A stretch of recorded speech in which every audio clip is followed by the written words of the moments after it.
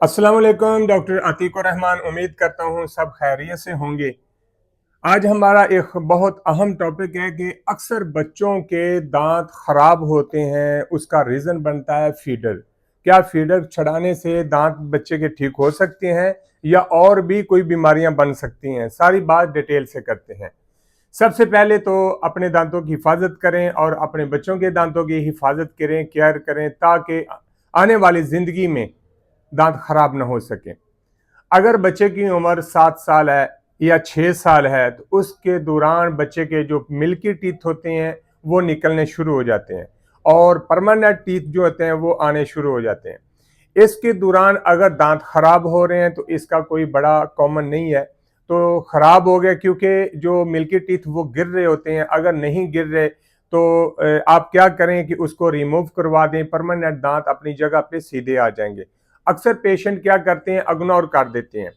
6 साल या 6.5 साल के बाद बच्चे के दांत गिरते हैं मिल्की टीथ, तो उसमें क्या है कि भाई वो वहां पड़े रहते हैं और स्टिल हो जाते हैं। जो नए दांत परमानेंट होते हैं वो आने शुरू हो जाते हैं, तो फिर जो उसकी जगह होती है उस जगह पे दांत फिक्स नहीं आता और फिर वो अपनी साइड चेंज कर लेता है, जिससे क्या होगा, आपका बहुत बड़ा एक दांत स्ट्रक्चर जो होता है वो खराब हो जाता है। उसकी जो लाइन मेन है उससे वो हट के दांत बाहर आता है और दांत जो टेढ़े मेढ़े हो जाते हैं। इससे बच्चा जो है या बच्ची है बड़े होते हैं, उनकी जो लुक है स्माइल की वो खराब हो जाती है। इससे आपको ब्रेसें लगवानी पड़ेगी और कई और वर्किंग करवानी पड़ेगी, जिससे आपके कई पैसे ज़ाया हो सकते हैं।